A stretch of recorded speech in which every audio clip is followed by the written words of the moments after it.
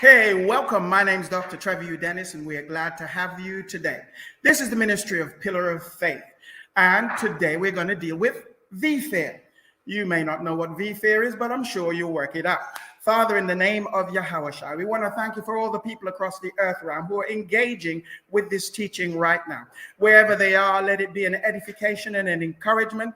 Let it bring understanding, or rather overstanding, to each and every person. Let it touch every heart, every life, make a difference in every Israelite family. This we pray in the name of Yahoshua. Now, if this is your first time with us, do like, subscribe, share, and click that bell. You want to write to us, Hebrew-Apostolic at gmail.com. We look forward to hearing from you. And of course, make sure you put those thumbs up, because the thumbs up makes the difference. Hallelujah. Now, let's begin. We're not going to waste any time today. We're going to go straight into our teaching. And the teaching is how to deal with V-Fear. You say, what in the world is V-Fear?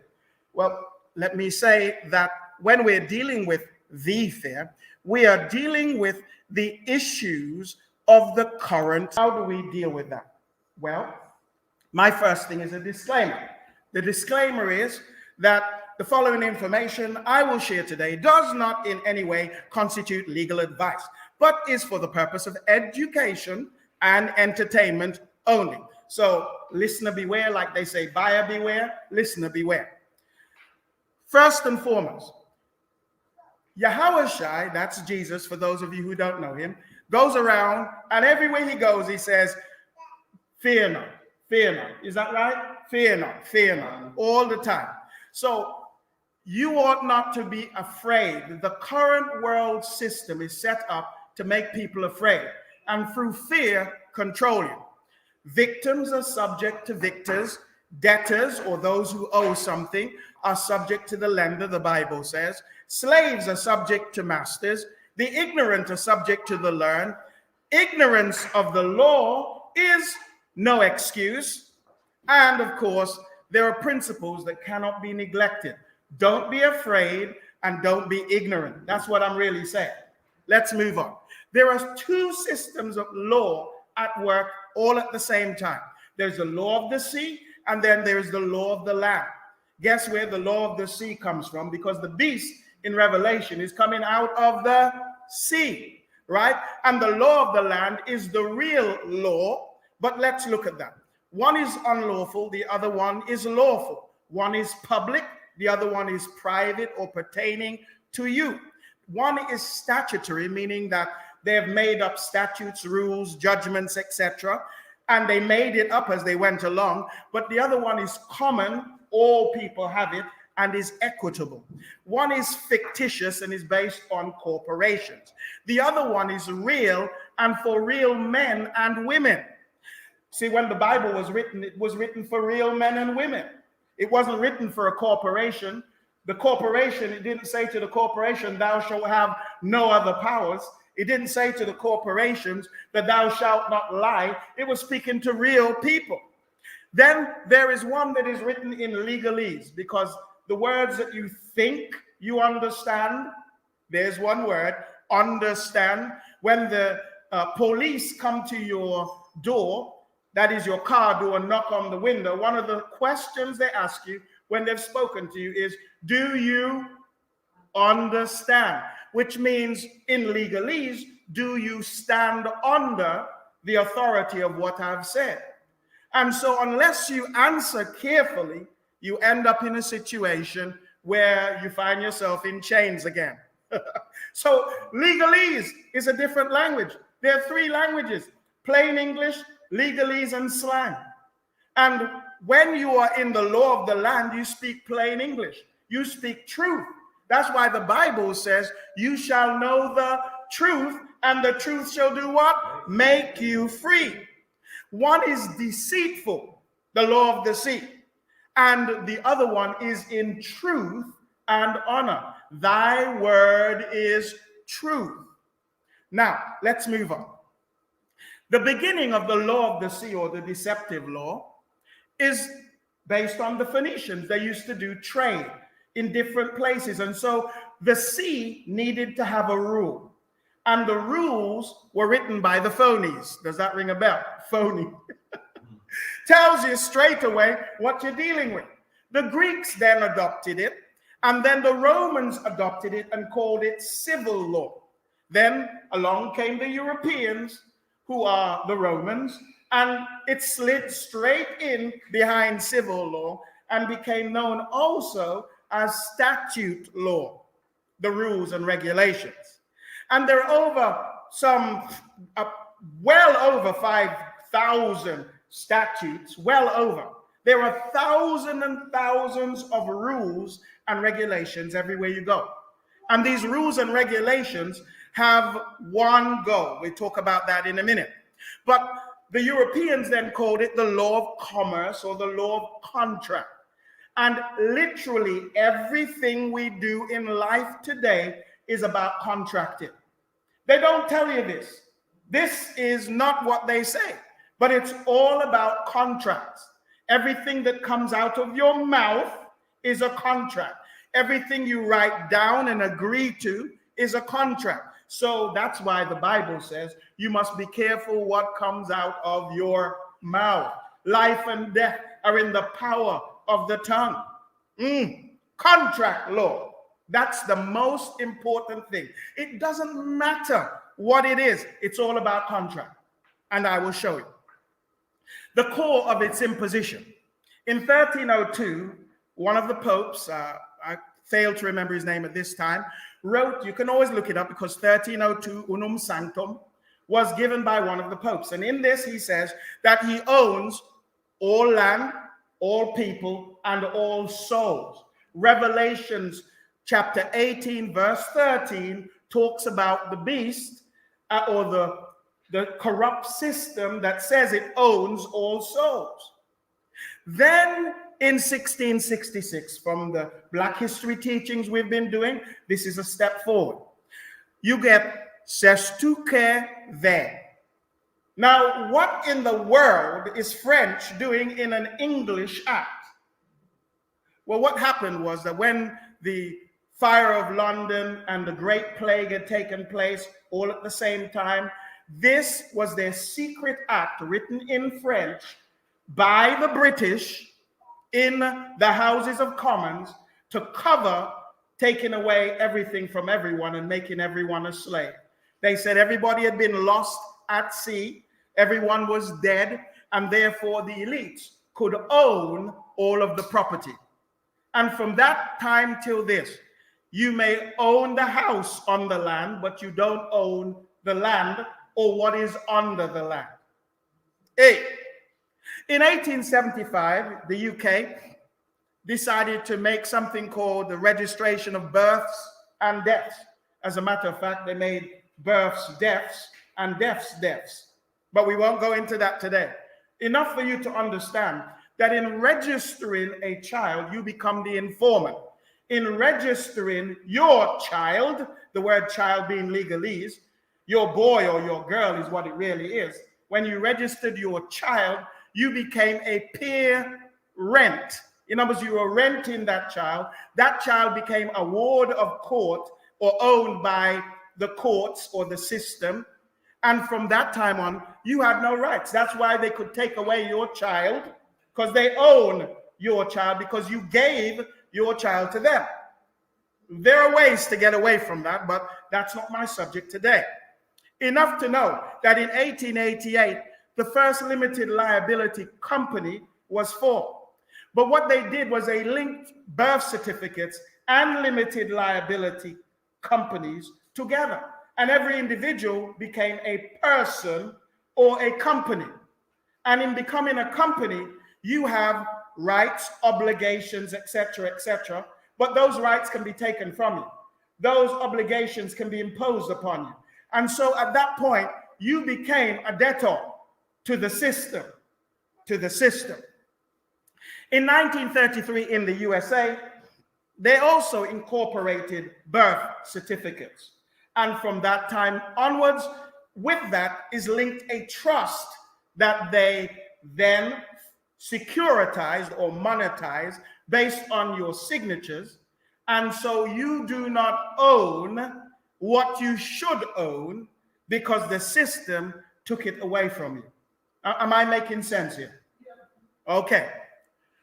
In 1977, corporations started to really proliferate and take off.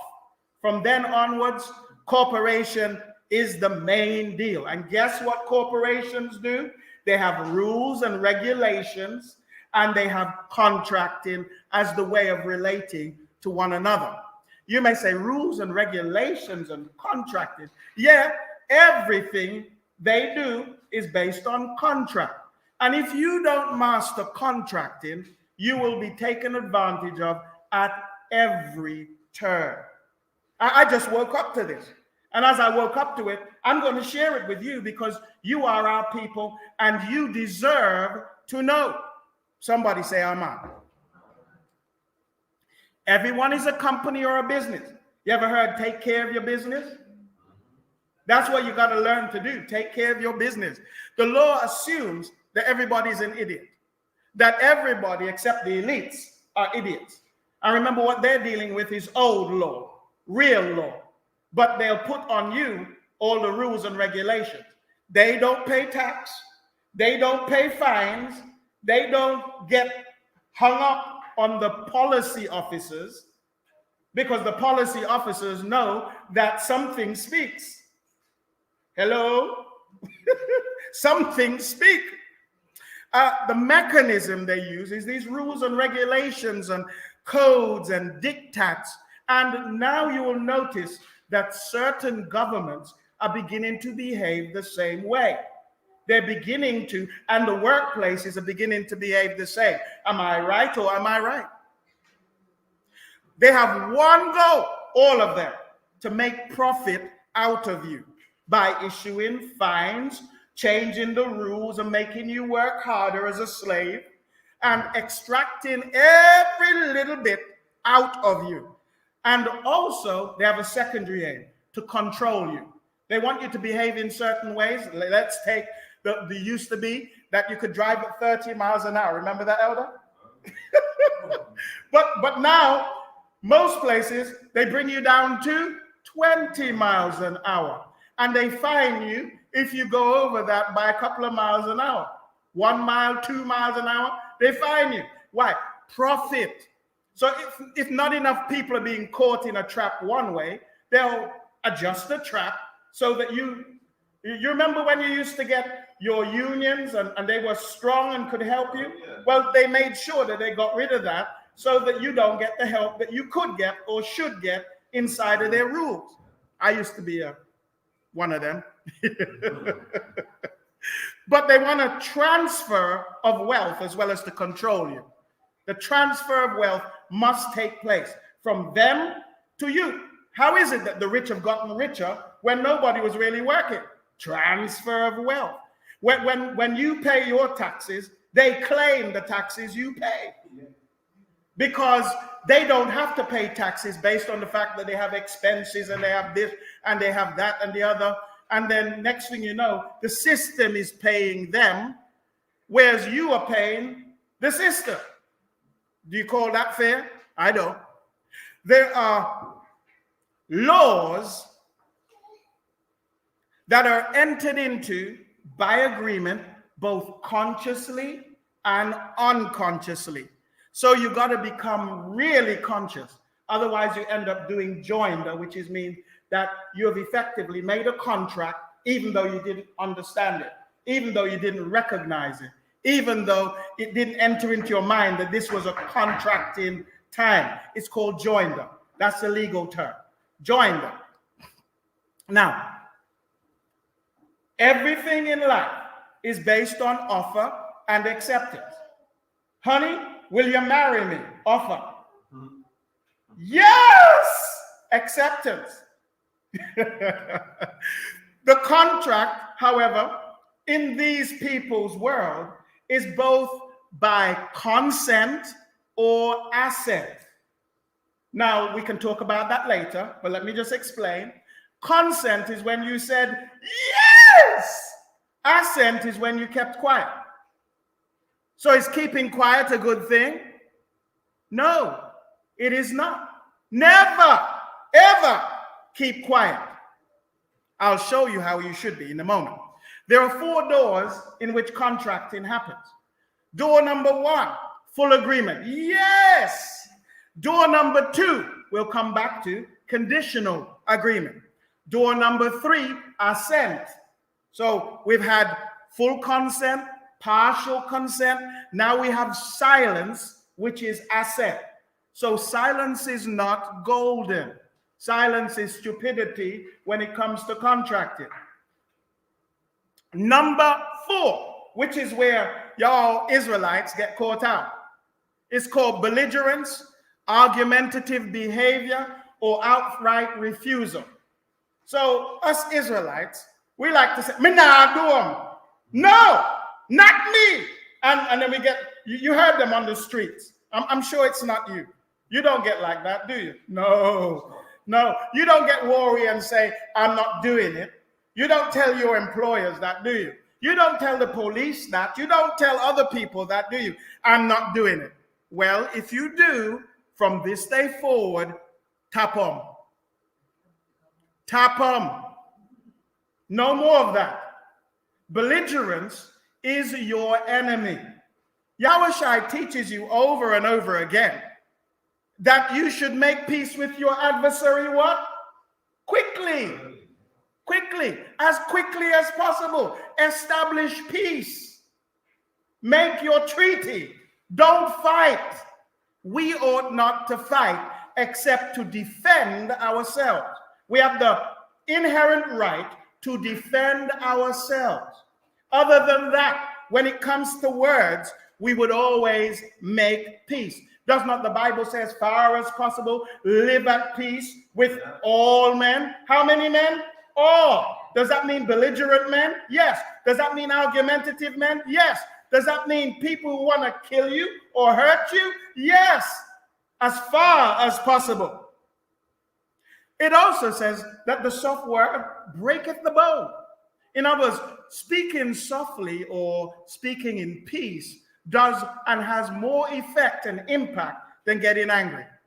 But our people, we can easily fly up. And I mean, some of y'all have hot blood in you. I don't know if anybody here will wave a hand and say, "I'm a bit hot-blooded," you know. All right. Some people even put up 2 hands. But it also says, "A soft word turneth away wrath." In other words, if you speak with the right words and the right tone, you can turn away angry people from their intent to hurt you. But here is one.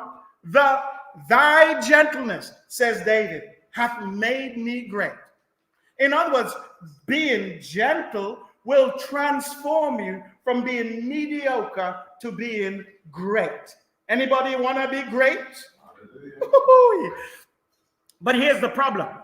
The problem is that we are ignorant of the law, even in the current crisis, and we think that everything that certain people say is lawful. There is a difference between legal and lawful. Legal is when certain people make a rule. Lawful is when it's right. So there's a difference between a rule and a right rule. Does that make sense? So just because somebody says something doesn't make it right. Hey, and so you've got to learn to do your own research and weigh up the arguments that you have heard. Weigh up the points of view. And when it doesn't add up, 1 and 1 don't make 4. So you just have to note it and then act accordingly from that point on. And I hope some of you understand that 1 and 1 definitely makes 2. All right. There is therefore nothing compulsory or absolute in the law of commerce. In that world, contracts is what we live by. Contracts. Therefore, if you don't like the contract, you can do something about it. We are, according to the Bible, in this world, but we are not of this world. So we ought to bring peace to this world. We ought to bring a different point of view to this world. we ought to make sure that in our workplaces, we're not the one causing a ruckus, we're the ones causing peace. Hey, aha. So since we're not of this world, you can expect us to behave outer worldly or like a bit of an alien. So a bit of an enigma. They don't understand us. But what we do and say is effective. We've got to learn that.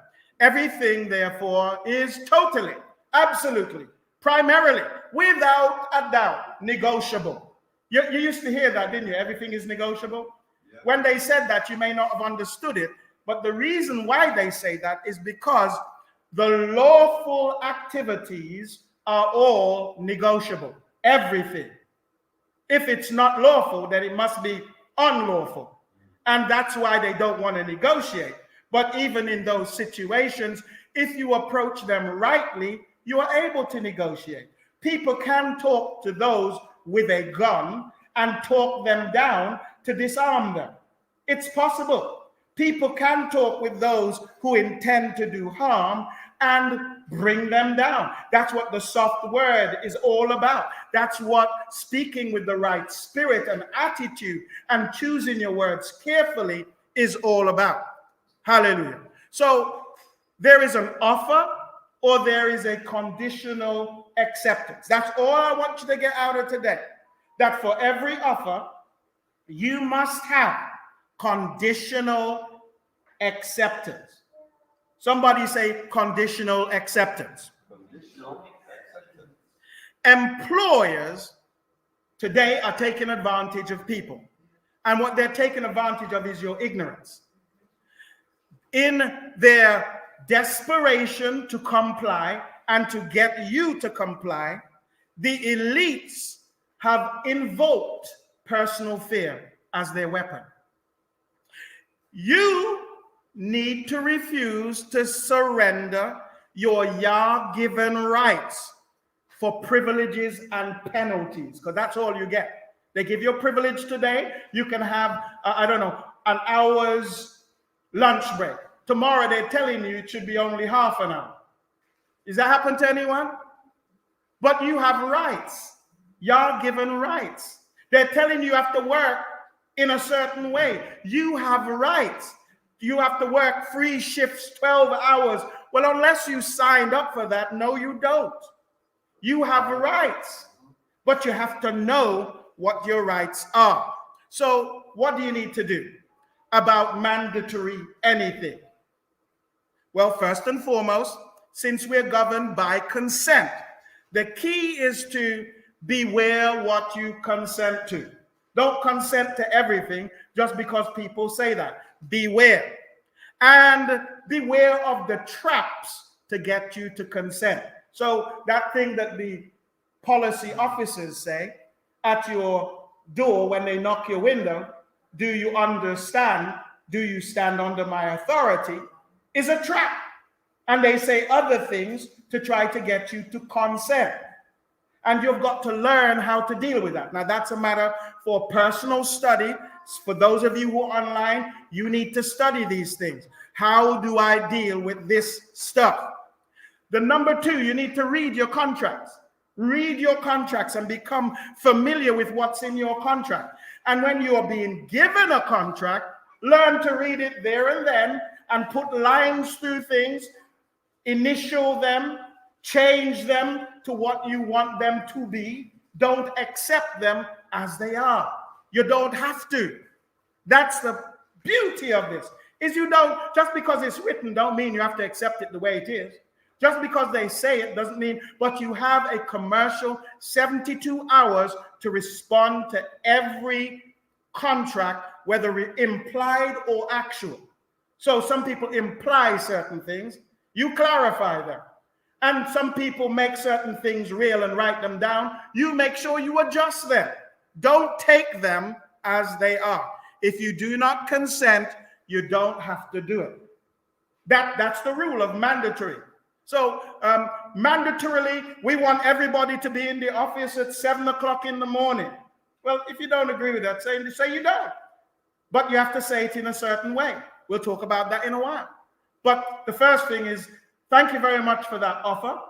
I do not consent. And based on what I do want, I tell you what, based on your claim, I agree conditionally that if you verify these things are so and are this way, then of course, I'll be happy to. And we'll deal with an example in a moment. Okay. For some, it's a new contract. Agree conditionally and change what you don't like. For others, some people will try to trap you with words. So if you feel under pressure, you say, thank you for your offer. At this time, I think it's good for me to listen, and I will come back to you later about this. So you don't have to respond. Who said you have to respond on the spot? Who said? You listen. You say, thank you for your offer. Thank them for the offer is the conditional acceptance. Thank you for your offer. I recognize what you have said. I need to think about it. I'll come back to you. And you come back to them within 72 hours. So you agree conditionally and then change things. Some people will try and trap you. You need to learn how to respond correctly, and you need to practice it at home in front of your mirror until it's part of your DNA. All right? Finally, on this particular page, you need to get help, get advice, get information from the union, from ACAS. Someone sent out a thing about ACAS recently and how they're helping people to get over certain crises that they might be facing in the workplace. Let's continue what to do about mandatory things.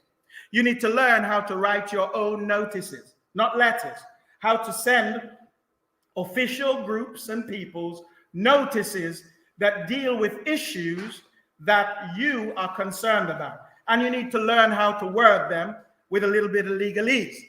You need to learn and master legalese. And there are groups out there that will help you.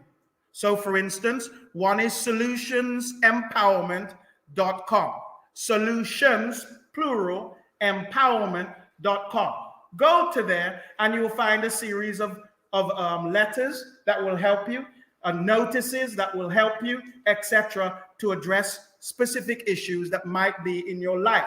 Once you learn from a model notice, then you'll be able to apply the same principles to any situations that you have to face. Don't just simply take things and use them as is. You have to learn to critically analyze. Amen? So one of the things that people mention is that they might get harassed. Well, in America, I'm sure that you have that particular equivalent, but in England, we have the 1973 Harassment Act. And you need to go visit it and pull it up perhaps, but you need to say to people who are maybe harassing you that, you know what, I am beginning to feel harassed, and I am invoking the 1973 Harassment Act. And so if you would like to communicate with me about these things, why don't you write to me? Write to me, and I will feel better about that. Because what some people are doing is picking up the phone and phoning you every day, every minute, sending you texts. Another strategy, send you emails over and over again. Another strategy, every day you go into the workplace, they will mention it until they wear you down. Whose strategy is that in the Bible? Delilah. The Delilah strategy does work, and you've got to learn how to deal with it. You stop it immediately. I don't consent to you doing this. Could we do this differently?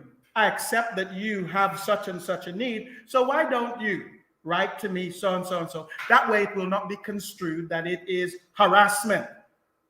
Read the small print because it's there, it's printed. Get your copy of your contract.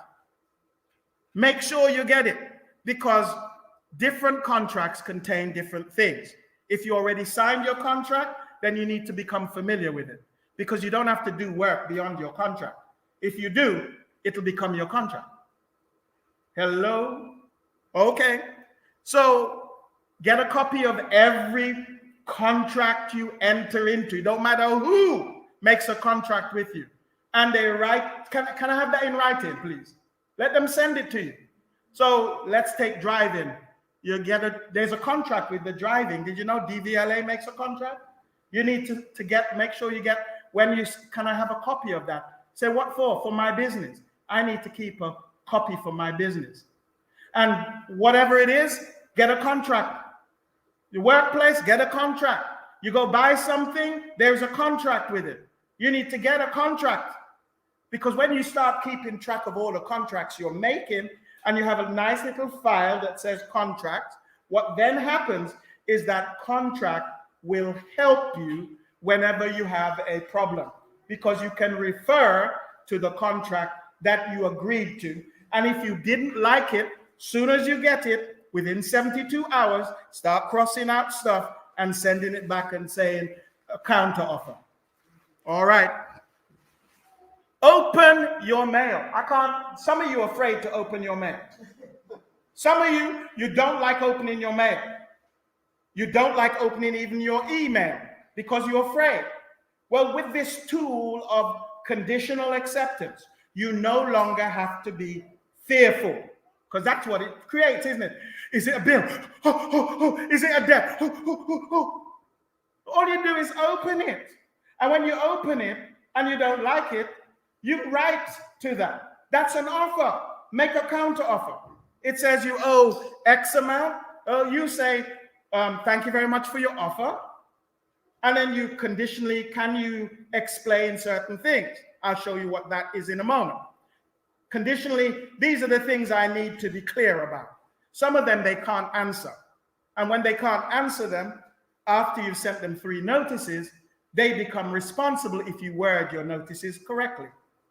Boom, boom. All right. I'm not telling you anything I'm not practicing, by the way. Open your mail. Don't be afraid. Counter offer every time if you don't like what you read. Does that make sense? Give me a Baptist nod if that makes sense. All right. So here is the principle. Your word is your bond. In the book of Numbers chapter 30, you will find that Father deals with a wife and says, if the wife says such and such and such, and she binds her soul by saying that, the husband has authority to cancel what she says. Check it out. It's binding your soul with your words. Now, here's what these devils have done. They have bound you with your word in the natural, and it has spiritual implications that they understand. Therefore, they want to bind you where? In the spirit. Whatsoever you agreed to on earth or in heaven is established where? On earth. So you have to learn not to start or keep agreeing to things. I can only say this in West Indian vernacular. Tapum. Don't do it. Because whatever you agree to on earth is agreed to in heaven. Whatsoever you agree to on earth will impact your spiritual life. And does not the Bible say that it says you should never do what with your enemy? Never trust thine enemy. The book of Sirach, chapter 12, verse 10. Never trust people in contract. They have to prove that they're honorable. Am I making sense here? If I'm making sense, give me a hallelujah or an amen or something. So what Yah wants is for us to develop integrity. Let your yea be yea and your nay be nay. Let your words stand. By thy words thou shalt be justified, and by thy words thou shalt be condemned. That's what they're trying to do, condemn us with our own word. And out of the abundance of the heart the mouth speaketh means that if you listen closely or pay attention, you're going to see what's in other people's heart concerning you. Do they intend to do you good, or do they mean harm for you? Are they on your side, or are they against you? Well, you conditionally accept everything. That means they can't be belligerent with you or get you on the enforcement side. You know, it's called HR, but really it's enforcement. HR is local enforcement. policy officers are general enforcement officers, and all of them enforce against those who are belligerent, who argue, who fight. So if you're one of them, you need to adjust your behavior. No longer belligerent, but accept conditionally. Life and death are where? In the power of your tongue. So control your tongue. All right. So I'm going to take you through a notice concerning some current things that you'll recognize and you'll understand how to apply it, hopefully. So a notice always has over it notice in big caps. And sometimes people say your letter, your this, your that. No, it's a notice. We bring them back conditionally. So when they do that, you reframe. What's reframe? So you say to me that, oh, thank you for your letter. And I will say, oh, I thank you for your offer that it was a letter. But in actuality, it was a notice of conditional acceptance. And I never allow people to reframe. I talk to individuals or men and women. I never talk to the corporate individual. If you look on your birth certificate, there's a caps on it. And where else do you find a cap? Your people's names in caps. It's capita, diminutia, and that form of writing, capita, maximum, diminutia, is found on gravestones. And when the bank write to you, they put it in capita, diminutia, maximus. When all official people write, they write to you, they do the same. They're saying that you're as good as, that's right. That's what they're really saying. They're writing to the corporate or fictional you, not the real you. And so when they write to the corporate or fictional you, you've got to learn how to deal with it. Somebody say deal with it. Yeah. All right, so go and look up how to write a notice. And these are the things that are currently important. You say we. Why do I write we, us, and not me, I? Because when I write, as in us, we, I write as my royal self or my estate. Everything, the living me. When you write I, etc., and me, you're writing in a different thing. You write in the present tense also. And of course, you say for them, so I put my name and I go, we, us, in brackets. And when I'm writing to them, I say you, your, in brackets. And I write, let's say it was John Smith. Writing to John Smith, you, your. And so when I say, you have done so and so and so in the present tense, it's John Smith. When I say we, it's me. So we do not consent to picking up sticks under any circumstances, number one. So I'm making it clear. We don't consent to it. And remember, government is by consent. Rule is by consent. Workplaces are by consent.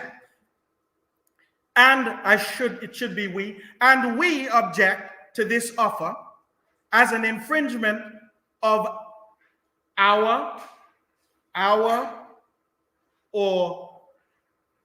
unalienable rights. Any implied or presumed contract is immediately revoked, permanently and perpetually. If you think I'm making a contract with you, is what it said, I'm revoking that.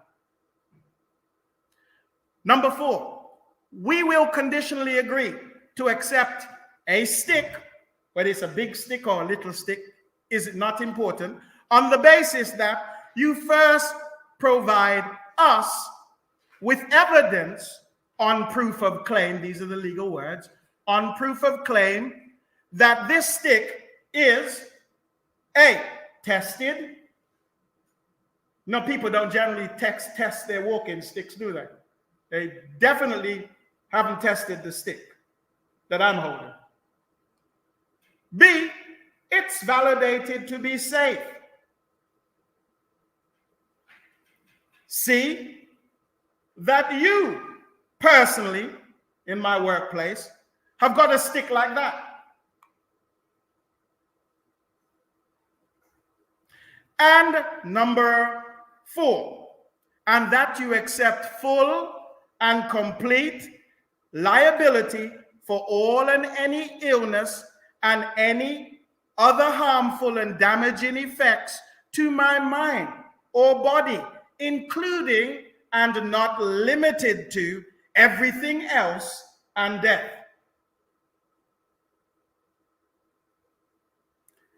Only a reply that fulfills these criteria is acceptable as a bona fide agreement.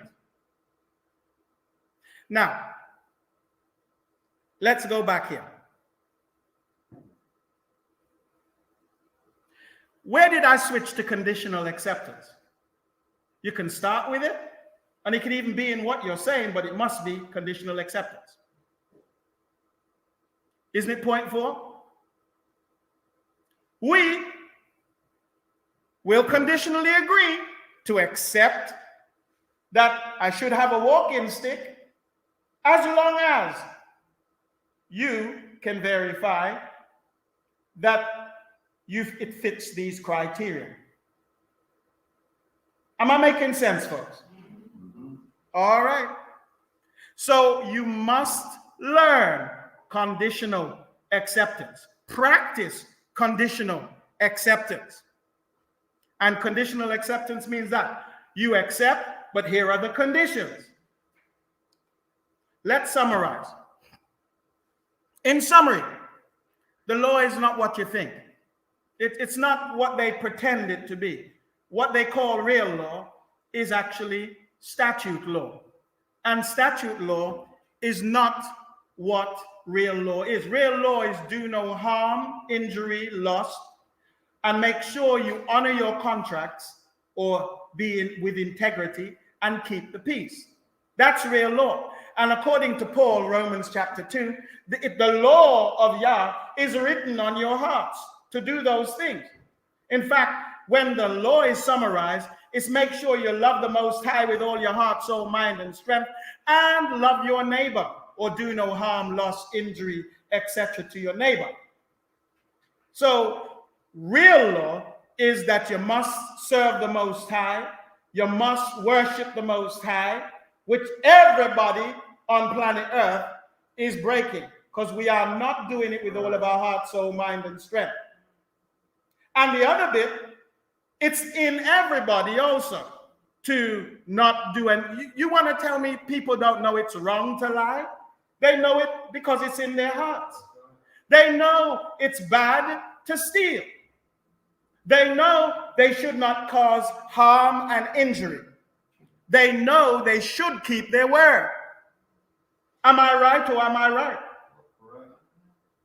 These are true law. But whether you drive at 40 miles an hour or 30 miles an hour is a rule. In some cases, that rule saves life. And the reason why is because people are inconsiderate and selfish. Nobody needs to tell you to drive at 20 miles an hour when you can see all the cars lined up on the side and you can see activity on the sidewalks. You know you have to slow down because the possibility is somebody, a child, a dog, etc., can come out from behind those cars. But because of our selfishness and we are in a hurry, we'll still drive fast to get where we're going. Am I right? And so that's not law. Those are rules to help us to control ourselves and live within the law of Yah. Let me get back there. False law is about profit. It's about the erosion of your inherent rights and control of the masses. Hey, you, however, are not helpless because everything is negotiable. You just need to learn how to negotiate. The rule of negotiation is the best outcome for a negotiation is win-win. This is something you can practice in your family. This way of speaking, this way of thinking, you can practice with your family. You don't have to have a degree to understand how to get win-win and how to make a conditional offer. Somebody offers you peas, you say, you know what? I would rather have mangoes. Thank you for your offer of peas. I'd rather have mangoes. How many mangoes do you think your peas are worth? Can you see? It's that simple. All right. So everything should be conditionally accepted. Say, somebody says, excuse me, Pastor, suppose somebody offers you something bad. You say, thank you for your offer. And then say, however, that I don't think that's for me. Yeah, I would rather have, and then you say what you want. Does that make sense? All right. Everything is conditionally accepted. Nothing, therefore, is mandatory. You've got to learn to respond early, respond consistently, send notices, and know why you're sending those notices, and hold your ground. Because you see, when the sea comes in against the rocks, some of them will move. But there's some that hold their ground. Those are the ones that end up standing in the middle of the sea. The ones that hold their ground because they're rooted. You need to become rooted in the word, understand why you're doing things. That means you've got some responsibility to study and take it from there. I hope this has helped you.